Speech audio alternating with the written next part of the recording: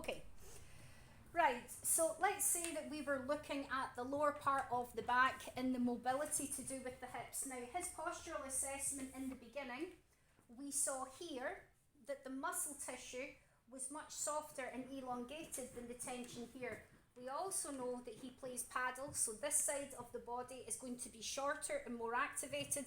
There's also a bigger injury here in the foot, so this side is going to be longer than the other side because he will subconsciously be using this side of his body because this is the side that isn't injured. Okay, now what we can do when we're assessing the hips in the beginning, we saw a bit of this last week, was where we can punch into the side of the hip and we're working in the medial to the lateral section coming over the glutes.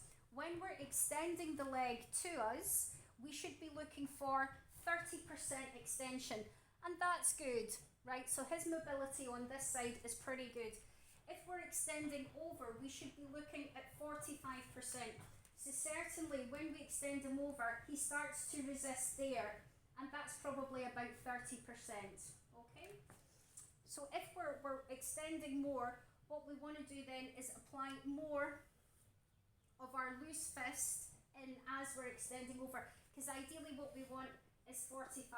You can feel it pulling in there and at the quads as well. But if we're tightening the hips, we would want to be making more medial to lateral punches.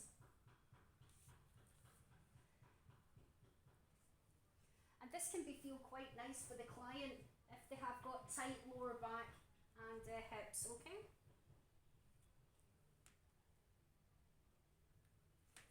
Just coming more there into the lateral border. You can also take it into the back of the hamstrings as well.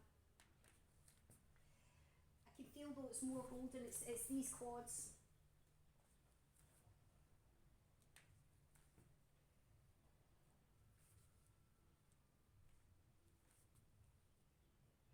Okay, so you can do that to rock in. See, so that's better already. So he's more there at 45, and here it should be at 30. So it's more the internal rotators that are affected. We can do a muscle energy technique again. So again, push into me the other way here in your ankle. So that's it. So it's 10, 9, 8, 7, 6, 5, 4, 3, 2, 1, and relax. Then have a window of opportunity for 25 seconds to apply our loose fist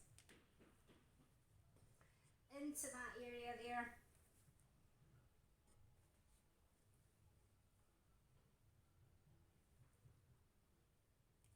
Okay, and again, 10, 9, 8, 7, 6, 5, 4, 3, 2, 1, and relax, okay?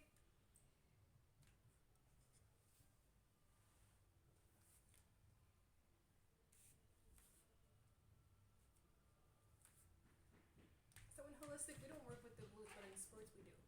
No, in holistic you do work with the glutes as well, but it's just in a different way. At the end you mobilise it, you can hold your hand here at the top of the glute area, and you can actually mobilise the leg coming in and out, and that can feel quite nice. Okay, lifting it and bringing it back. And you can also work here with working in this glute area here. So let's have a look at them here as well, okay? Okay, so that's not quite 30%.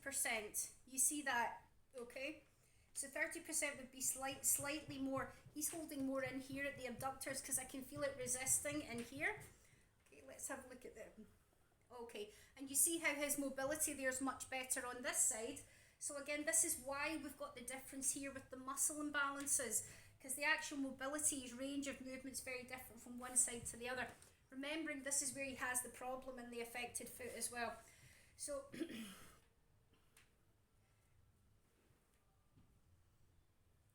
yeah, so it would be more here. So at this point I feel I want to pull him here more into the piriformis area and be elongating this muscle here, because this is where it's holding, coming in at the abductors there. So I'm pulling the leg more towards me when I'm doing this.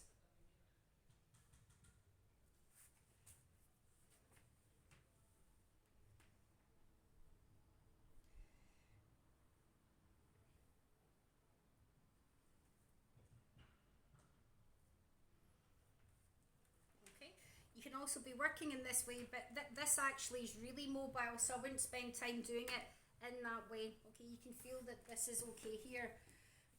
And then again, you can work with your mobility, have your hand presented at the waist area and just be rocking the foot back and in and out, so you can feel where it pulls. Again, here, it's more in here. Okay. And bringing back. We're going to stop soon for some lunch, but I just want to quickly rattle through this before we get our guests in for this afternoon.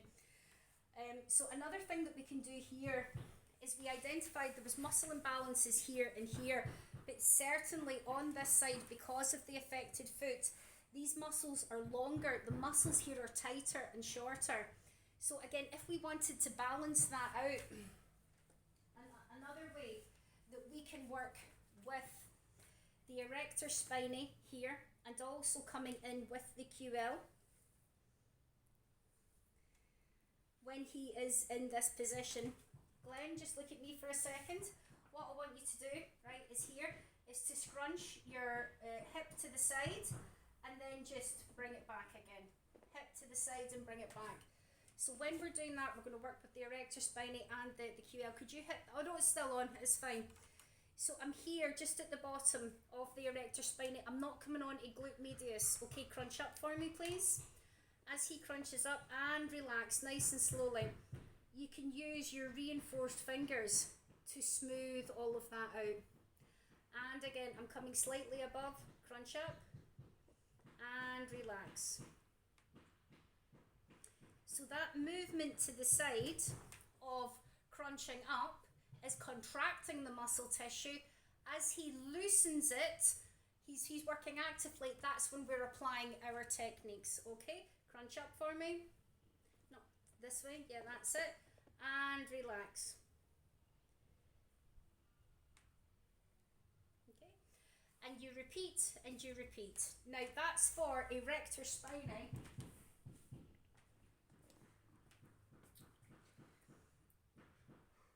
Which comes here. And also the quadrus lumboreus, which will then fit in that way. So if he had said to me, my lower back's so killing me, or like what we saw today, no, I feel okay, just want a bit of a general, that's how you then design your treatment from your postural assessment. You go, with complete muscle imbalances all over the place, it's so different. It's sitting right there, okay, it's sitting right there. What we're going to do, we're going to do some mobility movements. You've done your mobility movements, and then you want to crunch it into the side because we're targeting the QL and the erector spinae. If it was just the erector spinae, until you see the curve, right, you see all this is the lumbar area, and then it comes into the thoracic area. We don't take it into the thoracic area for what I'm going to show you now, Glenn. It's just the tilt, the bum in the air, and then relaxing. So that's it. So tilt up for me. As he tilts up, relax. As he then relaxes, you then apply the technique over just the erector spinae. It doesn't then continue into QL. Again, tilt up for me and relax.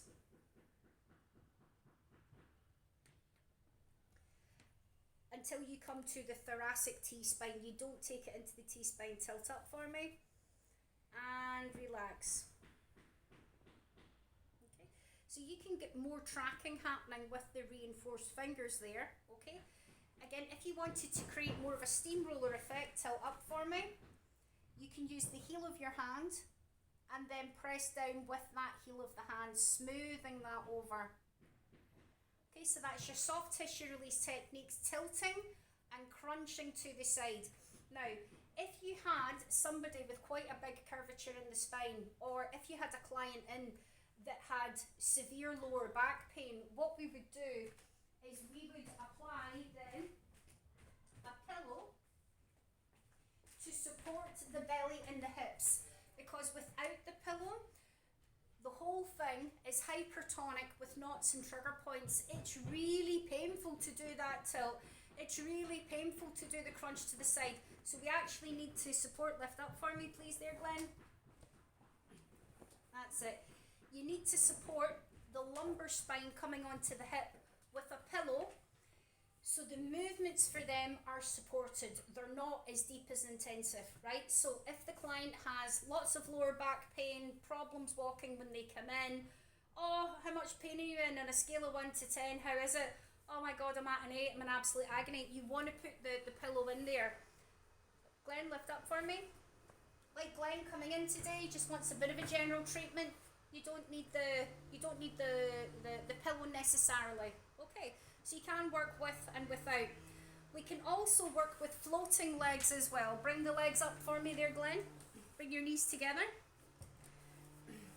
So what we can do as well is, now this is an active movement. So what you're going to do, Glenn, is to bring your legs over to me when I say go, and then bring them back again. So this is called floating legs. So if I specifically now want to target here, on you go, Glenn. With the movement of the legs, I'm applying the reinforced fingers at a 20% effort and coming back. So again, you're just working on erector spinae there. So that's purely for erector spinae, okay? If we're now working on the first area, erector spinae and the quadrus lumboreus, okay, Glenn, on you go. It then becomes a longer movement because the QL sits further out, okay? Here you've got the erector spinae, then you've got the lat dorsi with the ribs. You don't want to be hitting onto the lat dorsi with the ribs, but here you've got erector spinae and the QL. So it's, on you go, Glenn. So it's a longer repetitive movement. Again, for me, because I generally know where I'm going, I like to be in control passively. And you can control the speed and also the length that the client is moving on as well. So that's quite, see the way I'm moving the feet just really slowly. Okay. We can also do a muscle energy technique as well. Okay, so I'm going to tap you there. Okay, you go 10, 9, 8, 7, 6, 5, 4, 3, 2, 1, and relax. As he relaxes, what happens, Kaylin? You go down.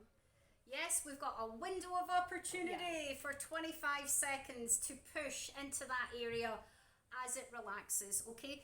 And you would use the muscle energy techniques how many times?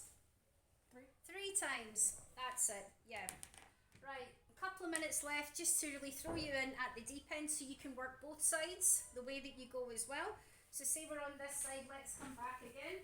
Additional techniques that we have got for the lumbar spine here.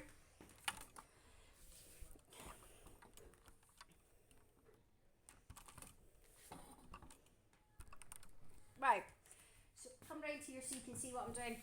Right, so we're also wanting to be working in this way as well. So again, you could be working, so you have your back turned and you can be working with a nice loose fist as well until again you come to the curve. We can also be working with reinforced fingers. Tilt up for me, please. As he tilts up, and relax, Glenn. You then work with reinforced fingers as he relaxes into that. And again, tilt up for me, please, Glenn. As he backs off, I back off. And continue.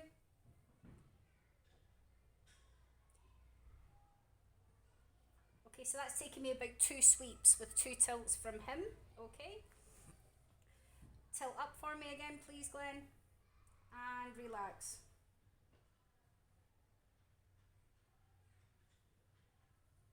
And again. And relax. Okay. And again, please. And relax. Okay. So I'm steamrollering down with my loose fist. I feel it holding here. So what you can do is to also come in with a forearm. Now your forearm, you want to be targeting that part of your forearm. And we're working with a forearm strip, but also that area that I want to squeeze. If you slightly maneuver your forearm, I call it the windscreen wiper, what happens is it forces those deeper layers just to try and open just a little bit more. Tilt up for me, please. And big sigh out and relax. So I'm stripping in. Give me some cream over, sorry. My arm's not good here. So you might want to put a bit on your own arm. Sorry, Glenn, on you go. Tilt up for me, please, and relax. So I'm stripping in. I'm using a windscreen wiper. Okay, there we go. Tilt up for me, please. And relax. Now, there we go. It's on this area here. And so it's a tiny movement as you're working up. Now, the windscreen wiper is a really good one. Again, for working with lumbar pain. When you get it right, that movement that you make here, it makes all the difference, and your clients will actually say to you, oh, you're right on the spot, oh, that feels really good. And if they do that, keep going over the top. Tilt up for me, please, and relax. Again, 20% effort from us, okay? There's no pressure at all, and it's a lot of repetition. So that's for your erector spinae. If I wanted to focus more here, the QL and the erector spinae, crunch up for me this way, that's it, okay? And relax. So that's me more coming into QL and erector spinae area. Crunch up for me and relax.